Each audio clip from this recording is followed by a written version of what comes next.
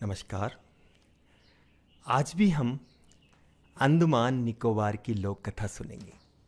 कथा का नाम है तंतारा वामीरो कथा। सदियों पूर्व जब लिटिल अंडमान और कार निकोबार आपस में जुड़े हुए थे, तब वहाँ एक सुंदर सा गांव था, पासा। वास्तव में पासा एक पहाड़ था। इसकी तराई में जो निकोबारियों की बस्ती थी, उसे भी पहाड़ के नाम से अर्थात पासा गांव कहा जाता था।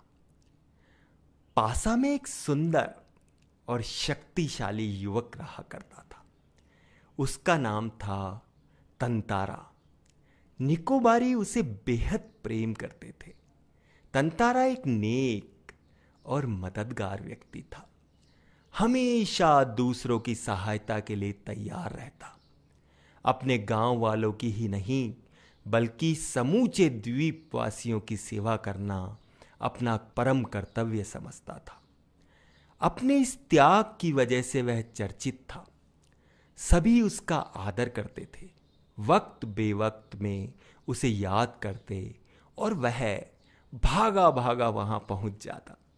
दूसरे गांवों में भी पर्व त्योहारों के समय उसे खास रूप में आमंत्रित किया जाता। उसका व्यक्तित्व तो आकर्षक था ही, साथ ही आत्मीय स्वभाव की वजह से लोग उसके करीब रहना चाहते थे।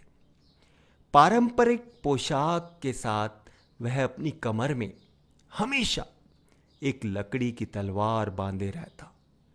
लोगों का मत था कि लकड़ी के होने के बावजूद उस तलवार में अद्भुत दैवीय शक्ति थी।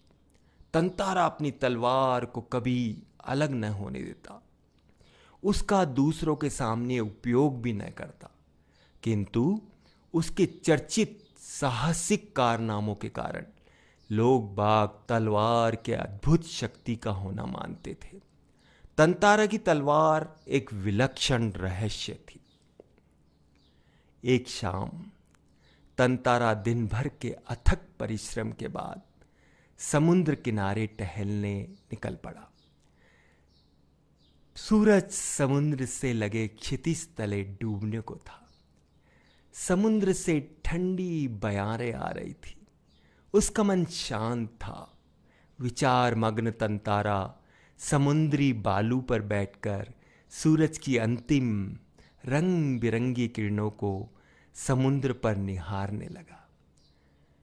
तभी कहीं पास से उसे मधुर गीत गूंजता सुनाई दिया।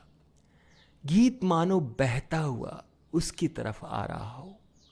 बीच बीच में लहरों के एक प्रबल वेग ने उसकी तंद्रा भंग की। चैतन्य होते ही वह उधर बढ़ने को विवश हो उठा, जिधर से अब भी गीत के स्वर बह रहे थे। वह विकल सा उस तरफ बढ़ता गया। अंततः उसकी नजर एक युवती पर पड़ी, जो ढलती हुई शाम के सौंदर्य से बेसुध एकटक समुद्र की देह पर डूबते आकर्षक रंगों को निहारते हुए गा रही थी। यह एक श्रृंगार गीत था। उसे मालूम ही न हो सका कि कोई अजनबी युवक उसे चुपचाप ताक रहा है। एकाएक एक ऊंची लहर उठी और उसे भिगो गई। वह हड़बड़ाहट में गाना भूल गई।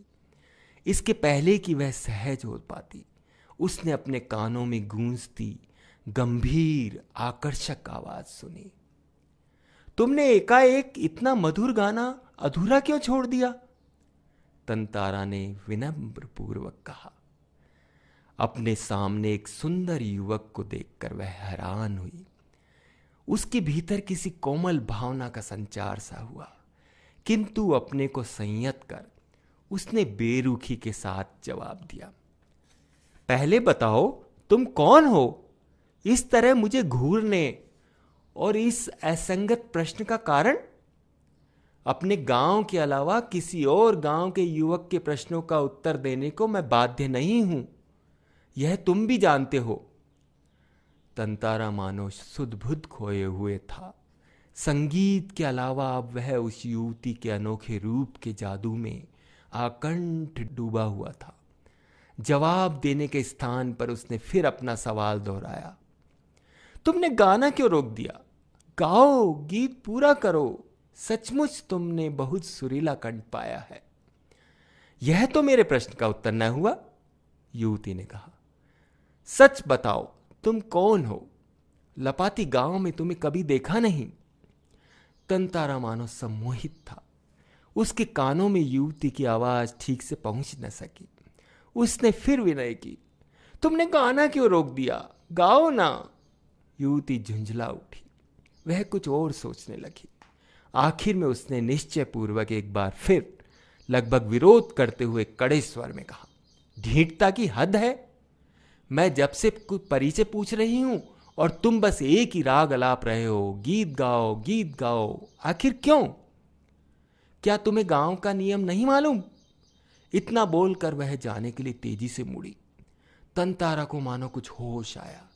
उसे अपनी गलती का एहसास हुआ। वह उसके सामने रास्ता रोककर मानो गिड़गिड़ाने लगा, मुझे माफ कर दो। जीवन में पहली बार मैं इस तरह विचलित हुआ हूं। तुम्हें देखकर मेरी सोच समझ गायब हो गई थी। मैं तुम्हारा रास्ता छोड़ दूंगा, बस अपना नाम बता दो। तंतारा ने विवशता में आग्रह किया। उसकी आंखें युवती के चेहरे पर केंद्रित थी।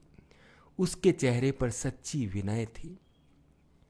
वामीरो, एक रस घोलती आवाज उसके कानों में पहुंची। वामीरो, वामीरो। वाह, कितना सुंदर नाम है। कल भी आओगी ना यहां? तंतारा ने याचना भरे स्वर में कहा। नहीं, शायद कभी नहीं, वामीरो ने कुछ सोचते हुए कहा और झटके से लपाती की तरफ बेसुधी से दौड़ पड़े। पीछे तंतारा के शब्द गूंज रहे थे, वामीरो, मेरा नाम तंतारा है। कल मैं इसी चट्टान पर प्रतीक्षा करूंगा, तुम्हारी बाट जोऊंगा, जरूर आना। वामीरो रुकी नहीं, भागती हुई गई। तंतारा उसे जाते हुए निहारता रहा। वामीरो घर पहुंचकर भीतर ही भीतर कुछ बेचैनी महसूस करने लगी। उसके भीतर तंतारा से मुक्त होने की एक झूठी छटपटाहट थी। एक झल्लाट में उसने दरवाजा बंद किया और मन को किसी और दिशा में ले जाने की कोशिश की। बार बार तंतारा का यातना भरा चेहरा उसकी आंखों में तैर जाता। उसने तंतारा के बारे में कई कहानियां सुन रखी थी। उसकी कल्पना में वह एक अद्भुत साहसी युवक था, किंतु वही तंतारा उसके सम्मुख एक अलग रूप में आया। सुंदर, बलिष्ठ, किंतु बेहद शांत, सभ्य और भोला।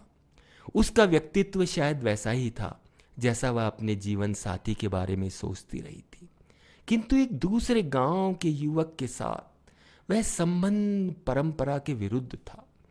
एक अपनापन और प्यार की भावना के बावजूद तंतारा को पाना एक असंभव बात थी, इसलिए उसने उसे भूल जाना ही बेहतर समझा, किंतु यह असंभव जान पड़ा। तंतारा बार बार उसकी आंखों के सामने था, एकटक याचक की तरह प्रतीक्षा में डूबा हुआ। किसी तरह रात बीती, दोनों के दिल दुखी थे। किसी तरह आंच रहित एक ठंडा और उबाऊ दिन गुजरने लगा। शाम को प्रतीक्षा थी। तंतारा के लिए मानो पूरे जीवन की अकेली प्रतीक्षा थी। उसके गंभीर और शांत जीवन में ऐसा पहली बार हुआ था। वह हैरान था, साथ ही रोमांचित भी। दिन ढलने के काफी पहले वह लपाती की उस समुद्र चट्टान पर पहुंच गया। वामीरो के इंतजार में एक एक पल पहाड़ की तरह भारी था। उसके भीतर एक आशंका भी दौड़ रही थी, अगर वामीरो न आई तो।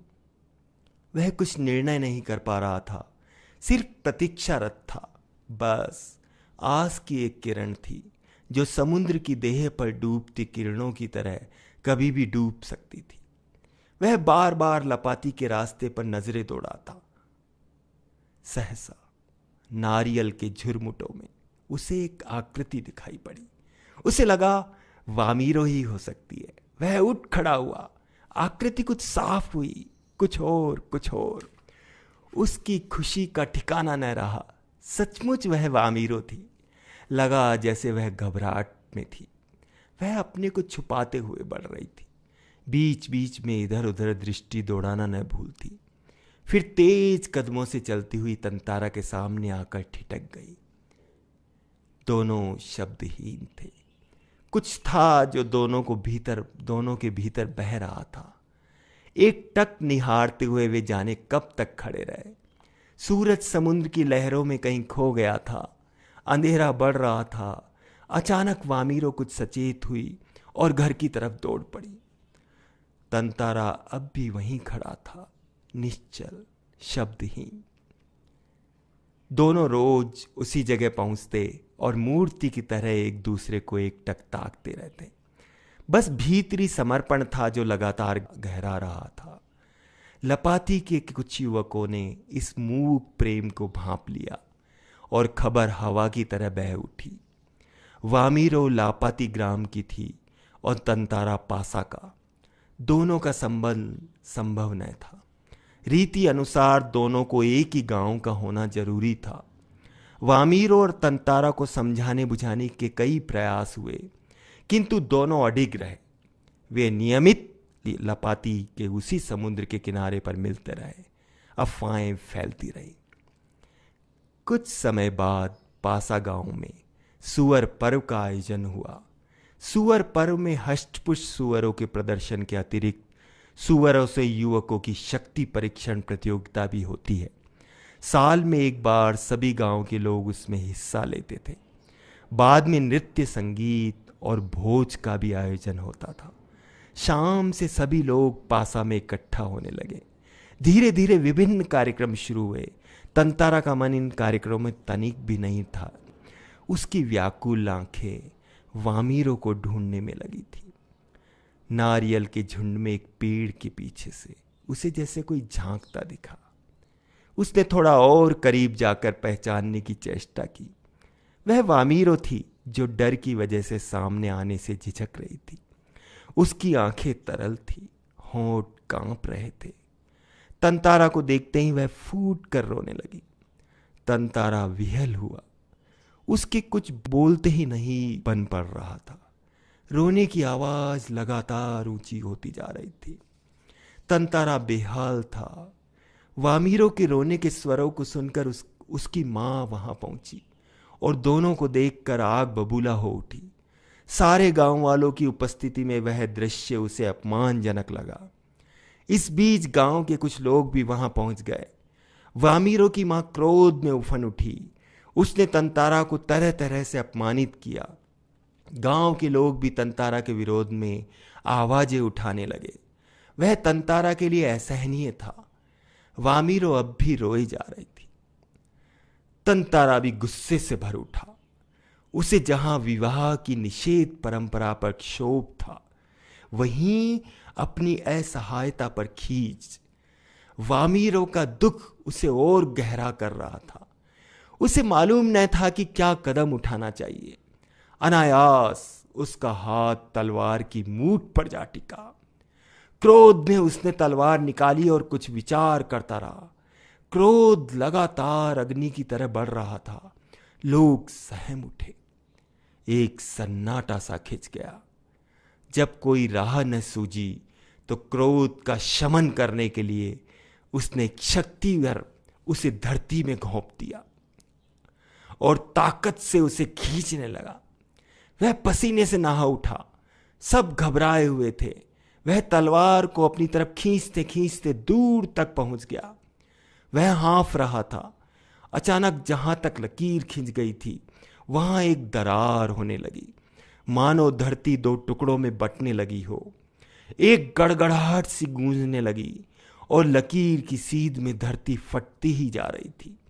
द्वीप के अंतिम सिरे तक तंतारा धरती को मानो क्रोध में काटता जा रहा था। सभी भयाकुल हो उठे। लोगों ने ऐसे दृश्य की कल्पना न की थी। वे सिहर उठे। उधर वामीरो फटती हुई धरती के किनारे चीखती हुई दौड़ रही थी। तंतारा, तंतारा, तंतारा। उसकी करुण चीख मानो गड़गड़ाहट में डूब गई। तंतारा दुर्भाग्यवश दूसरी तरफ था। द्वीप के अंतिम सिरे तक धरती को चाकता वह जैसे ही अंतिम छोर तक पहुंचा, द्वीप 2 टुकड़ों में विभक्त हो चुका था। एक तरफ तंतारा था, दूसरी तरफ वामीरो। तंतारा को जैसे ही होश आया, उसने देखा कि उसकी तरफ का द्वीप समुद्र में धंसने लगा है। वह छटपटाने लगा। उसने छलांग लगा दूसरी तरफ का किनारा थामना चाहा, किंतु पकड़ ढीली पड़ गई। वह नीचे की तरफ फिसलने लगा। वह लगातार समुद्र की सतह की तरफ फिसल रहा था।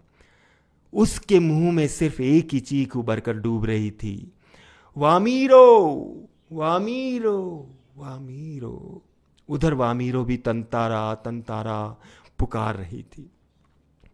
तंतारा लहूलुहान हो चुका था। वह अचेत होने लगा और कुछ देर बाद उसे कोई होश नहीं रहा। वह कटे हुए द्वीप के अंतिम भूखंड पर पड़ा था, जो कि दूसरे हिस्से से संयोगवश जुड़ा था। बहता हुआ तंतारा कहाँ पहुंचा, बाद में उसका क्या हुआ, कोई नहीं जानता। इधर वामीरो लगभग पागल हो उठी।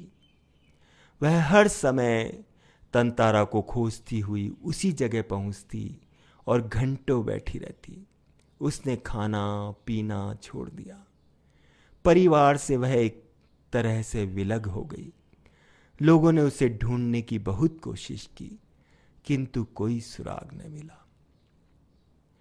आज न तंतारा है न वामीरो, किंतु उनकी यह प्रेम कथा घर घर में सुनाई जाती है।